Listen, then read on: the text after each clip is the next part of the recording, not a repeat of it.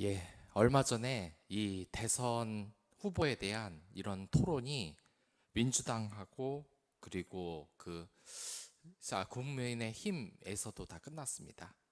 이제 본격적으로 더 말 잘하는 사람이 나오는 그럴 때가 이제 오는 것입니다. 제가 이 토론 프로그램을 보면서 가장 크게 오해하는 것이 어떤 것이냐면 바로 말을 유려하게 잘해야 상대방을 잘 설득할 수 있다는 말입니다. 여러분들 어떻게 생각하실지는 모르겠습니다. 이 토론 프로그램 TV에서 보면은 늘상 말을 잘하는 사람들이 많습니다. 하지만 상대적으로 저 사람은 왜 이렇게 고학력인데도 말을 어눌하게 할까라고 생각하는 부분도 있을 겁니다. 그래서 이 토론 때 나와서 하는 이야기가 자기가 얼마나 많이 알고 있냐, 그리고 이 상대방을 어떻게 꺾을 것이냐 하는 것이 이 토론의 중점이 되는 것이 대단히 많은 것입니다.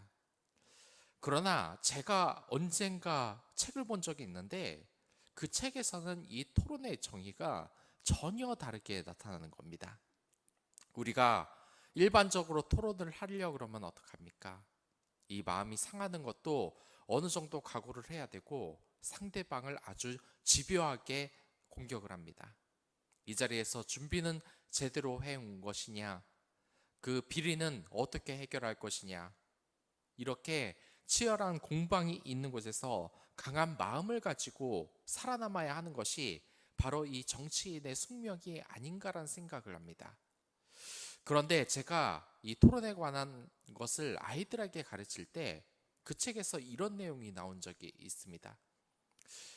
부모님이 보니까 자신의 아들이 굉장히 기분이 안 좋은 채로 이 집안에 들어왔다는 것입니다.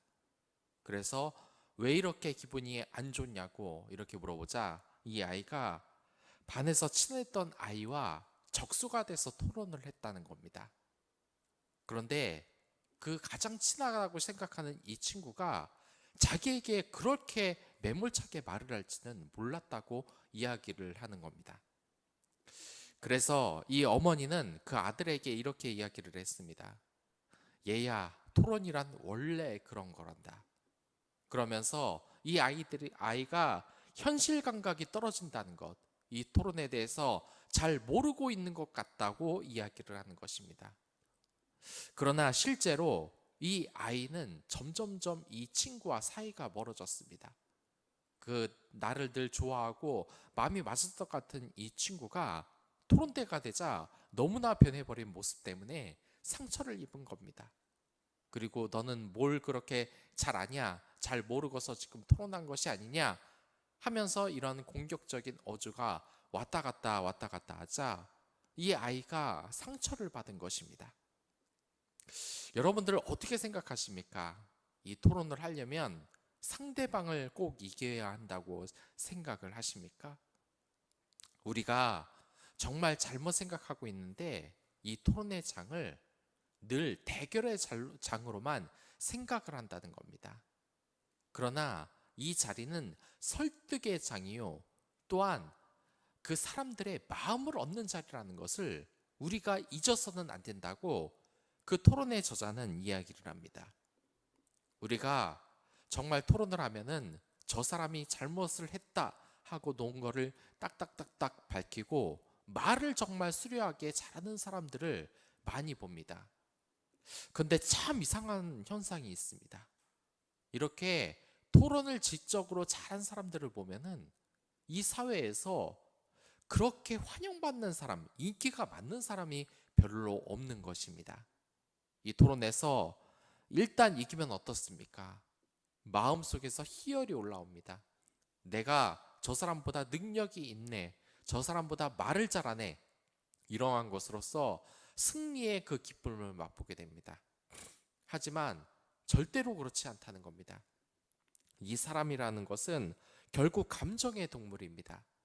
저 사람이 설득을 하더라도 나에게 인격적인 모욕을 가하다거나 아니면 논리적으로 이성적으로 말을 아무리 수려하게 하더라도 이 마음을 건드리지 못하면 결국 그 사람은 이 토론에서 상대방의 마음을 얻기에 실패하는 것입니다.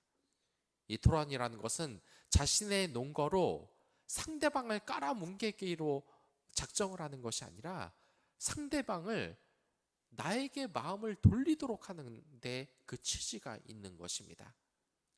그러나 이 아이들과 어른들, 왜 이렇게 토론의 본질에 대해서 오해를 하고 있습니까? 우리가 이 TV 프로그램만 봐도 전부 다 그러지 않습니까? 아주 집요하게 상대방의 약점을 물고 늘어지며, 연구는 제대로 해온 것이냐, 제대로 알고 말하는 것이냐, 당신 정말 이러이러한 그런 비리가 있던데 이 자리에 나올 그런 자격이 있어서 나온 것이냐, 이렇게 수없는 공방이 왔다 갔다 왔다 갔다 왔다 갔다 합니다. 하지만 여러분들, 그것은 사실 토론의 완성형은 아닙니다. 우리 사람들이 부족하기 때문에 이 감정적으로 흔들리고, 그렇기 때문에 상대방을 공격하는 이러한 토론들이 많기는 많지만, 그보다 정말 이 토론의 본래의 뜻, 그것은 진정으로 상대방이 마음을 얻는 겁니다. 마음을 얻으려면 어떻게 해야 되겠습니까? 치열한 싸움보다는 사람들의 마음을 얻어야 하는 겁니다. 여러분들 늘 보지 않습니까? 이 토론 프로그램에서 보면은 정말 자기 할 말 다 하고 소리 꽥꽥 지르면서 말하는 사람과, 정당한 논거를 펼치다가도 상대방을 그다지 공격하지 않는 이런 토론 상대, 어디가 사람들의 마음을 더 얻을 것 같습니까? 결국은 논리적으로 말을 빨리빨리 하고 내 말이 맞다고 하는 사람들보다 그렇지 않은 사람에게 마음이 가는 것입니다. 그 아이와 엄마 중 누가 맞겠습니까?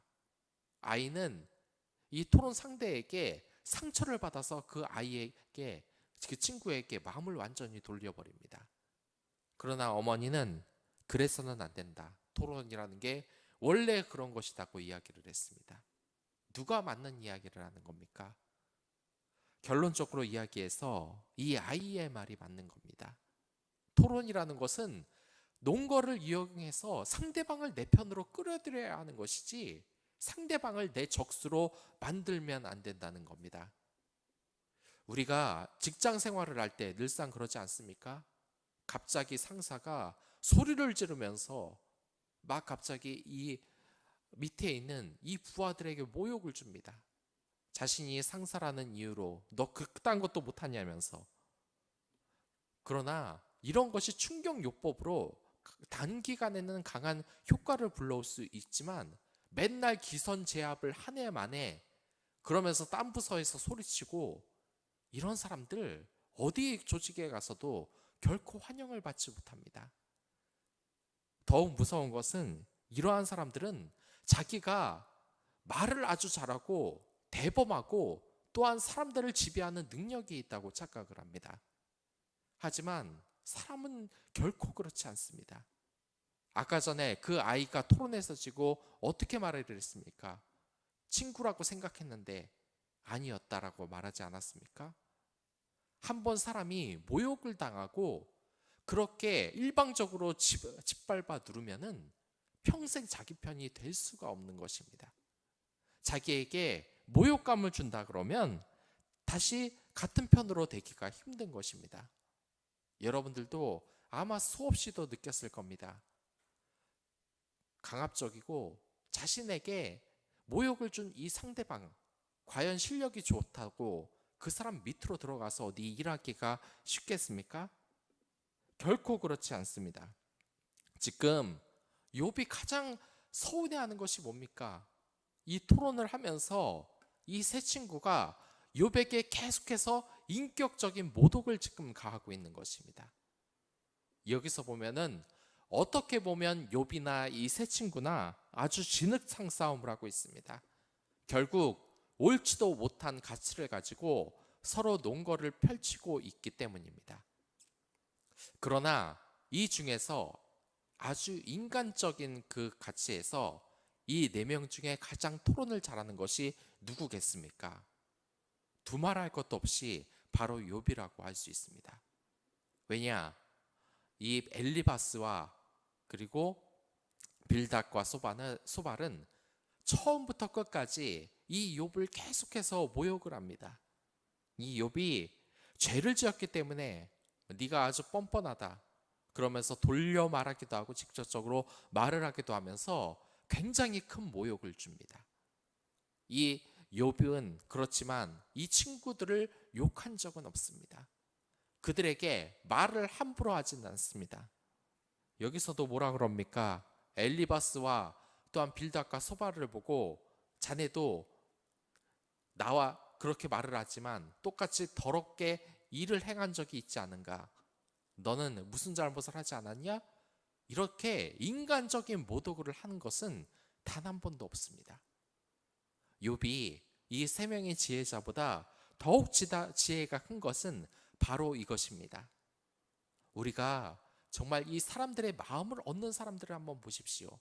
날마다 비판을 하는 사람보다 그 사람의 아픔을 보듬어주고 잘 이해하는 사람을 우리는 결국 따르게 되어 있다는 것입니다. 최근에 이 정치적인 움직임도 그렇습니다. 정부가 마음에 안 든다. 물론 그러한 것에 오해를 살 만큼 행동을 하긴 했지만 그것에 대해서 자꾸 비난을 하고 욕을 하고 어그로를 끌어서 기독교를 이렇게 퍼뜨리려고 해서는 안 된다는 겁니다. 크리스찬, 정말 그리스도인이라는 그 이름을 가지고 있으면은 상대방을 적으로 찍어 눌러서 어떻게든 올라서겠다는 그런 마음보다는 우선 하나님이 가장 중요하게 생각하는 하나님 사랑과 이웃 사랑의 마음을 가지고 우리가 시작을 해야 된다는 것입니다. 우리가 이 욥의 논거를 보면서 정말 느껴야 하는 것이 이 세 친구처럼 다른 사람을 대하고 있지 않는가라고 생각을 하는 겁니다. 정말 이 세상의 토론을 보십시오. 상대방의 모욕을 가하면서 내가 더 잘한다고 하는 후보자가 어디 결과가 좋은 적이 있었습니까? 오히려 상대방의 말에 유들유들하게 넘어가고 오히려 말싸움에서 지더라도 인격적으로 비치지 않은 사람들이 결국 이 대선에서도 많이 승리한 경우가 있지 않습니까? 우리가 그러한 것을 생각해 봐야 되는 것입니다. 말로 상대방을 깔아뭉갠다.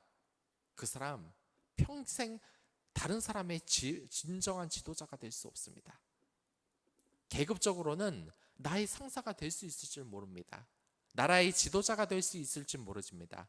하지만 그 이유가 문제가 되는 겁니다.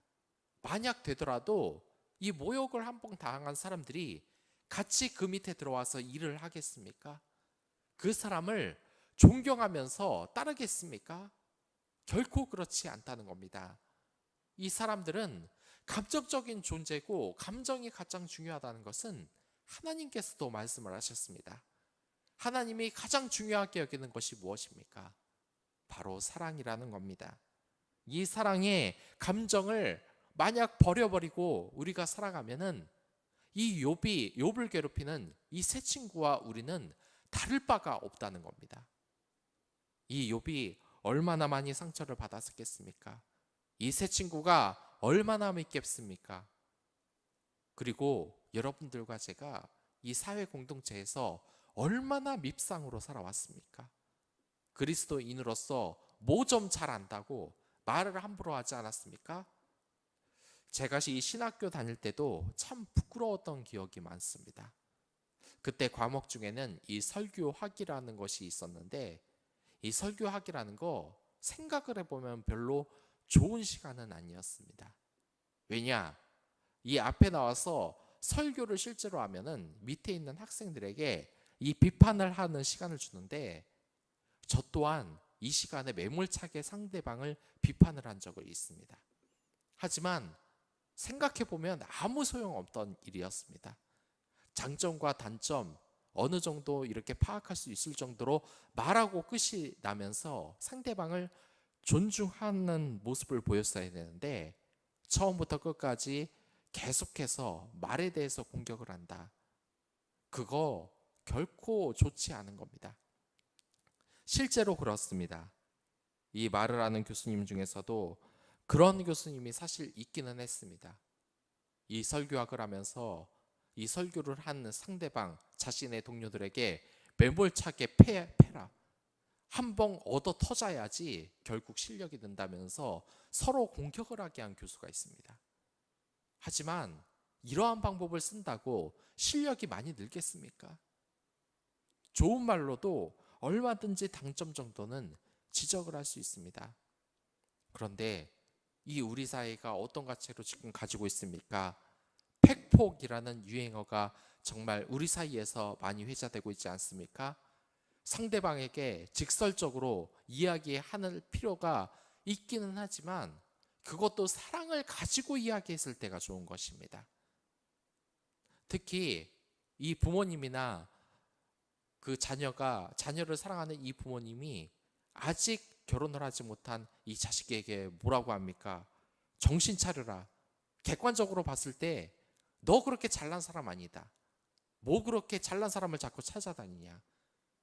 이런 것은 사실 팩폭이면서도 진정한 충고인 겁니다. 왜냐? 부모님은 날 사랑하니까 객관적으로 정말 쓴소리를 하는 것입니다. 하지만 이러한 팩폭에 대해서 많은 사람들이 오해를 하고 있습니다. 이렇게 시원하게 상대방을 까면 자신이 무슨 대단한 사람인 것처럼, 대단한 지식인인 것처럼 착각을 하면서 말을 하는 사람들이 있는 것입니다. 하지만 그러한 행동은 결코 좋지 못합니다. 상대방을 해치고 상처 주는 행동이라는 것입니다.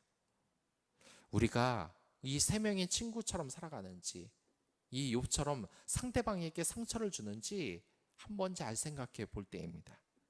그리고 7절부터 16절까지는 이제 왜 악인이 오래 살고 정말 번영을 하는가에 대해서 이야기를 하고 있습니다. 이 욥은 지금 악인들의 삶에 대해서 크게 힘들어하는 것입니다. 우리가 이 세상을 살아가면서 이 욥처럼 힘들어하는 경우가 있는데 이 욥이 힘들어하는 원인이 뭔지 아십니까? 바로 비교인 것입니다. 비교하지 않으면 결코 우리가 불행할 일이 없는데 결국 비교해서 행복해지지 않는 것입니다.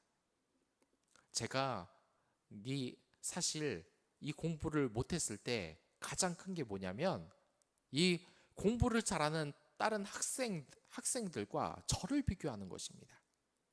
그리고 우리가 또 어떻습니까? 이 비교로 인하여서 상처를 받는 사람들이 얼마나 많습니까? 보면은 이 욥은 악인의 번영을 보고 상대적으로 초라한 자신의 신세를 보면서 비관을 합니다. 하지만 우리가 정말 조심해야 될 것이 있는데 이 비교하면서 다른 사람들을 질투하고 사랑의 감정을 갖지 못하는 것입니다. 우리가 이 세상에 천재를 볼 때가 있습니다.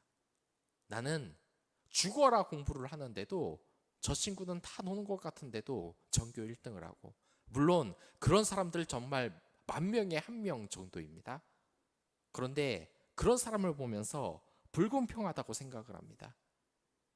그리고서 자기가 노력을 안 한 것은 생각을 안 하고 이 세상은 결국 재능이 있고 빽이 있는 사람들이 다 성공한다고 세상을 원망하는 겁니다. 그러나 이렇게 비교하면서 환경을 탓하는 이러한 인생은 결코 발전이 없는 것입니다. 사실 이렇게 한번 생각해 보시기 바라겠습니다. 여러분들의 환경은 결코 나쁜 것이 아닙니다. 왜냐? 우리들의 뒷배경에는 예수 그리스도가 있기 때문입니다. 우리에게는 이 기도의 무기가 있기 때문에 우리가 상대방과 비교하지 않아도 되는 것입니다. 우리가 이 비교를 정말 조심해야 됩니다. 며칠 전에는 이러한 이야기를 들은 적도 있습니다. 자기가 예전에는 많은 돈을 벌었는데 지금은 별로 많은 돈을 벌지 못해서 불행하다. 이직을 한 것이 불행하다. 새로운 사업을 한 것이 불행하다. 자신의 예전의 삶에 대해서 그때로 돌아가고 싶다라고 이야기하는 분들도 있습니다. 하지만 저는 그 모습을 압니다. 예전에는 정말 더 돈을 벌었을지는 몰랐지만 양심의 가책이 없었고 또한 그때는 하나님을 몰랐을 때입니다. 지금 하나님을 알아서 양심적으로 사업을 해서 돈을 예전보다 못 벌고 있다는 사실도 알고 있습니다. 그러나 그게 정말 불행한 것입니까? 결국 하나님께서는 재판장이라 악행에 대해서는 나중에 그대로 재판을 하시며 벌을 주게 되어 있습니다. 여러분들, 악인들의 삶과 비교하지 마십시오. 그들은 언젠가 하나님의 심판을 받을 자입니다. 그리스도인의 그 양심을 버리지 말고 남과 비교하지 마십시오. 왜 교회에서 계급을 나누고 자신의 배우자를 찾는데 세상적인 가치를 들여댑니까? 저는 상대 배우자가 5개국어는 기본이고 해외 유명 기업에 또한 좋은 대학을 나오지 않으면 만나지 않겠다고 그걸 기도 제목으로 삼는 그러한 청년들도 봤습니다. 그러한 제목으로 기도하면 망해버립니다. 우리가 왜 악인들이 가진 그러한 재물을 기뻐해야 되는 겁니까? 진정한 하나님의 이 재물이 있는데 말입니다. 이 천국에는 금이 가득하다는 그 예화를 며칠 전에 말하지 않았습니까? 비교하는 삶을 가지지 마십시오. 그리고 욥의 새 친구처럼 경청하는 것이 아니라 상처 주는 친구가 되지 마십시오. 그것이 오늘이 하나님이 하는 말씀입니다. 그럼 다 같이 기도하도록 하겠습니다.